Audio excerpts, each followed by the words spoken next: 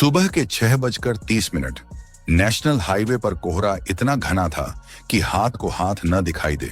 सन्नाटे को चीरती हुई एक वीआईपी नंबर वाली सफेद इनोवा आंधी की तरह गुजर रही थी।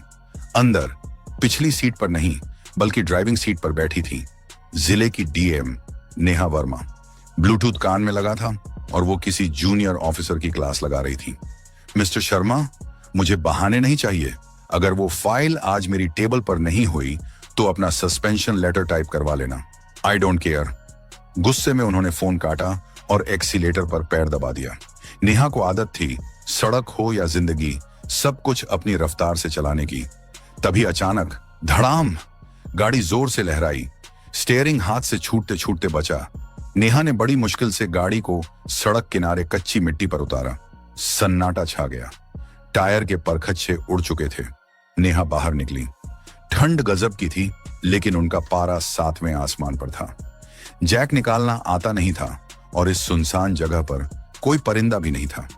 उन्होंने झुंझलाकर पास के एक खंभे पर लगे मैकेनिक के नंबर पर कॉल किया। हेलो, मेरी गाड़ी खराब है, हाईवे माइलस्टोन 14 पर 10 मिनट में बंदा भेजो। और सुनो, लेट हुआ तो दुकान सील करवा दूंगी, डीएम बोल रही हूं। 15 मिनट बीत गए। नेहा घड़ी देख देख कर पैर पटक रही थी। तभी एक पुरानी बुलेट की आवाज आई। टुक टुक टुक। एक लड़का आया, लेदर जैकेट, चेहरे पर काला हेलमेट। उसने बाइक रोकी और बड़े इत्मीनान से स्टैंड लगाया। उसकी रफ्तार में कोई हड़बड़ी नहीं थी, जैसे उसे डीएम की धमकी का कोई असर ही ना हो। नेहा चिल्लाई, तुम्हें 10 मिनट कहां था? 20 मिनट हो गए हैं। वक्त की कीमत नहीं है तुम लोगों को। लड़के ने कोई जवाब नहीं दिया। चुपचाप टूलकिट उठाई और टायर के पास बैठ गया। नेहा को यह खामोशी चुभ गई। मैं तुमसे बात कर रही हूं, बहरे हो क्या? लड़के ने पाना रेंच हाथ में लिया, काम रोका और धीरे से हेलमेट का पट्टा खोला। उसने सिर उठाया और हेलमेट उतारकर बाइक पर रख दिया। नेहा के गले में शब्द अटक गए। वो चेहरा, 7 साल, 3 शहर और ढेरों डिग्रियां, सब कुछ धुंधला हो गया। सामने रोहन था, वही बेफिक्र आंखें, होंठों पर वही हल्की सी तिरछी मुस्कान जो नेहा को कभी दीवाना बनाती थी और आज उसे चिढ़ा रही थी। रोहन ने नेहा को देखा, फिर उसकी लाल बत्ती वाली गाड़ी को और फिर वापस नेहा को। वक्त की कीमत तो बहुत है मैडम, रोहन ने बेहद भारी आवाज में कहा। बस उस वक्त में हम नहीं थे, इसलिए शायद तुम लेट हो गई। नेहा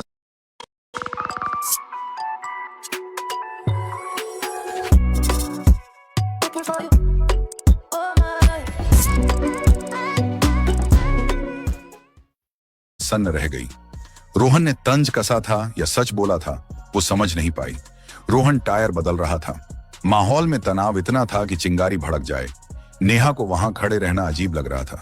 पास ही एक छोटी सी चाय की टपरी खुली थी। रोहन ने काम करते करते बिना मुड़े कहा, ठंड बहुत है, वहां चाय अच्छी मिलती है, अदरक वाली, चीनी कम, जैसे तुम्हें पसंद थी। नेहा के कदम अपने आप उस टपरी की तरफ बढ़ गए। रोहन भी काम खत्म कर हाथ पोंछते हुए वहां आ गया। दोनों के हाथ में कुल्हड़ था, भाप उड़ रही थी। तो नेहा ने अपनी डीएम वाली अकड़ वापस लाने की कोशिश की। यही करते हो अब? गैराज चलाते हो? रोहन ने चाय की चुस्की ली। हाँ, गैराज है, छोटा है पर मेरा है, किसी के ऑर्डर नहीं सुनने पड़ते। नेहा ने तंज कसा। मैंने कहा था रोहन, बड़े सपने देखो। अगर उस दिन मेरी बात मान लेते तो आज इस ठंड में काले हाथ नहीं करने पड़ते, कहीं अच्छी ऐसी केबिन में होते। रोहन हंसा, एक ऐसी हंसी जिसमें दर्द कम और दया ज्यादा थी।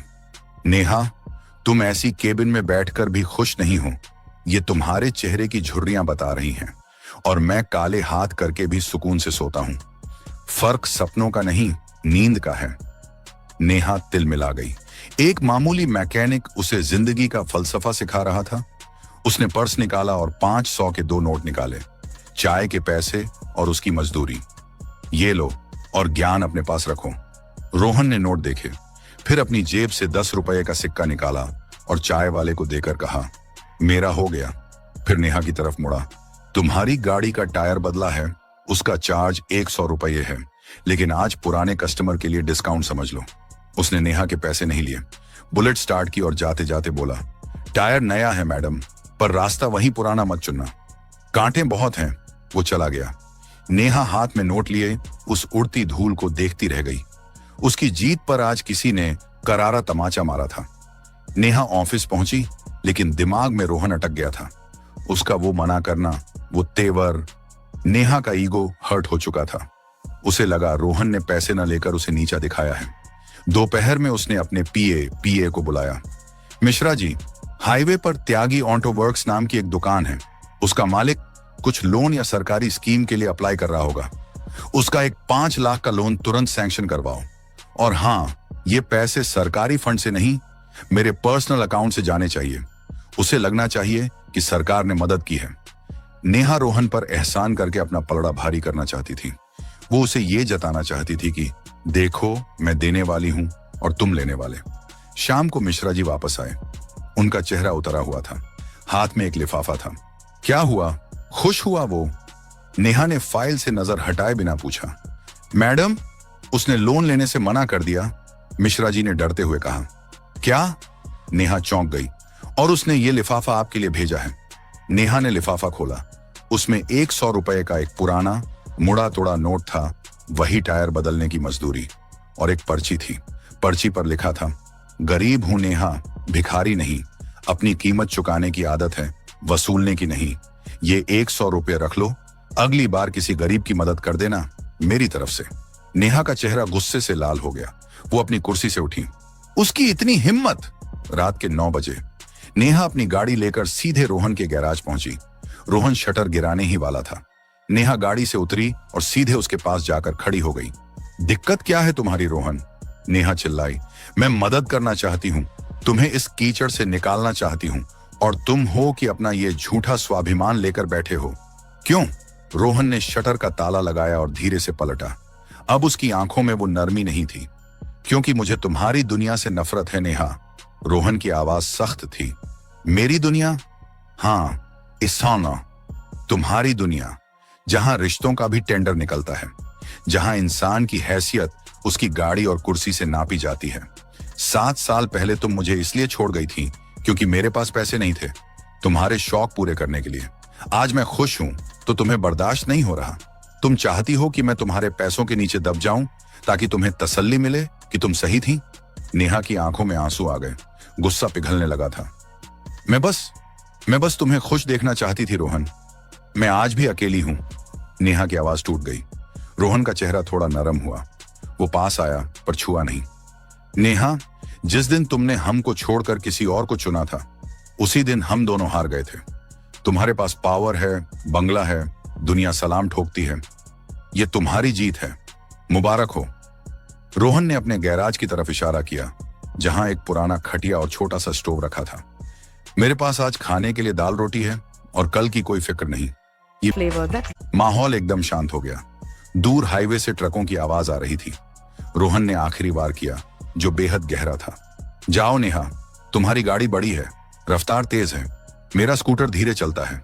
अगर साथ चलेंगे तो या तो मैं कुचला जाऊंगा या तुम लेट हो जाओगी, और तुम्हें लेट होना पसंद नहीं। रोहन ने अपनी चाबी उठाई और अंधेरे में पैदल ही अपने घर की तरफ चल पड़ा।